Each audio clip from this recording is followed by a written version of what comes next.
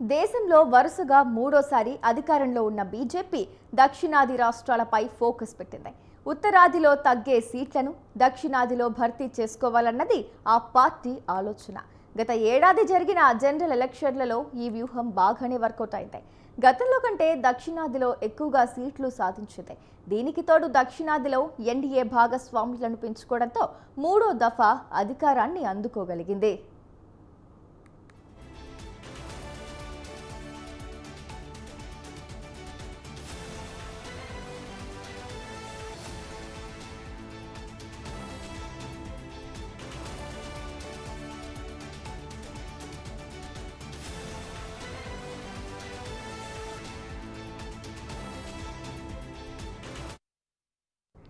దక్షిణాదికి gate వేగా భావిస్తున్న కర్ణాటకలో అధికారం కోల్పోయిన బీజేపీ తెలంగాణలో అధికారంలోకి రావాలని ఉవ్విళ్లూరుతోంది.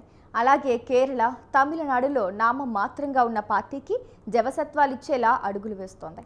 ఇందులో భాగంగా ఆర్ఎస్ఎస్తో సంబంధం ఉన్న వారికే బీజేపీ అధ్యక్ష పీఠాలను అప్పగించింది.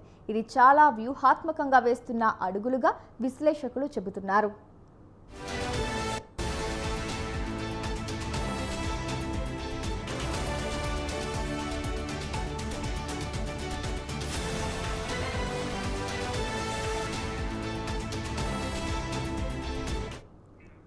బీజేపీ ఇప్పటి వరకు ఉత్తరాదిపైనే దృష్టి పెట్టింది.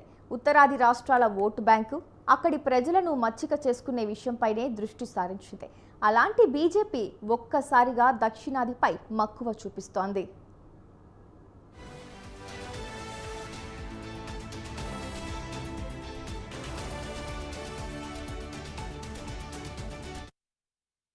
దీనికి కారణం ఉత్తరాదిలో కాంగ్రెస్ బలోపేతమవుతోంది. దీనికి తోడు చిన్న చితక పార్టీలు కూడా ఉత్తరాదిలో బలం పుంజుకుంటున్నాయి. ఆమ్ ఆద్మీ పార్టీ సహా సమాజ్వాదీ, తృణమూల్ కాంగ్రెస్ వంటివి బీజేపీకి సవాల్ రువ్వుతున్నారు. వీటితో పోల్చుకుంటే దక్షిణాదిలో పార్టీల దూకుడు బీజేపీకి పెద్దగా మైనస్ కాదు. పైగా ఎక్కువ పార్టీలు బీజేపీతో ప్రత్యక్షంగానో పరోక్షంగానో కలిసొస్తున్నాయి. ఈ నేపథ్యంలో బీజేపీ 2029 ఎన్నికలను దృష్టిలో పెట్టుకుని దక్షిణాదికి ప్రాధాన్యం పెంచుతోంది.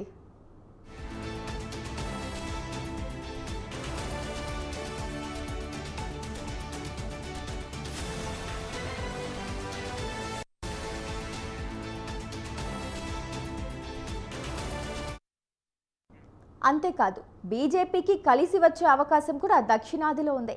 ఇప్పటి వరకు ఎలా ఉన్నా ప్రస్తుతం దక్షిణాది రాష్ట్రాలకిస్తున్న నిధులు, ఏర్పాటు చేస్తున్న ప్రాజెక్టులు వంటివి కమలనాథులకు కొంత ఊపిరి సలుపుకునే అవకాశం కల్పిస్తున్నాయి.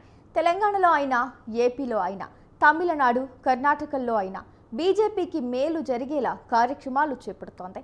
ఇక్కడి వారికి ప్రాధాన్యం ఇస్తోంది.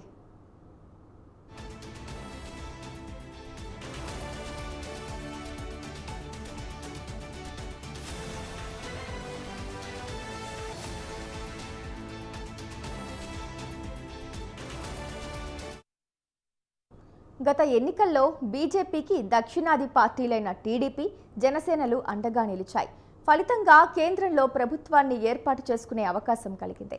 ఇదే ఫార్ములాను వచ్చే ఎన్నికల నాటికి కూడా పాటించడం ద్వారా బీజేపీ పుంజుకునే దిశగా, ముఖ్యంగా అధికారం నిలబెట్టుకునే దిశగా అడుగులు వేస్తోంది. ఎన్నికలకు 4 ఏళ్ల సమయం ఉన్నా ఇప్పటి నుంచి దక్షిణాదిలో ఆపరేషన్ లోటస్కు ఇదే కారణమని అంటున్నారు పరిశీలకులు.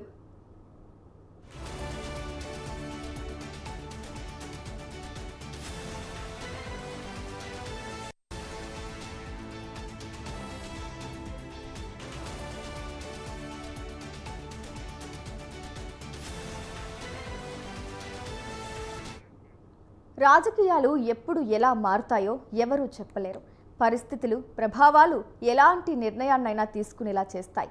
ముఖ్యంగా రాజకీయాల్లో అవకాశం, అవసరం అనేవి కీలక పాత్ర పోషిస్తాయి. ఏ చిన్న అవకాశం చిక్కినా పార్టీలు వదులుకునేందుకు ఛాన్స్ ఇవ్వవు. ఇదే కూటములు కట్టేందుకు, పొత్తులు పెట్టుకునేందుకు అవకాశం ఏర్పడేలా చేస్తుంది.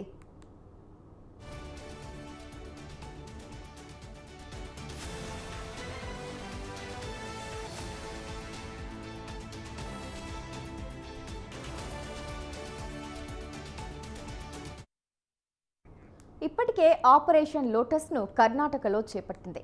జేడీయూని భాగస్వామిగా చేర్చుకుంది. కేంద్ర మంత్రివర్గంలో కుమారస్వామికి చోటు కల్పించింది.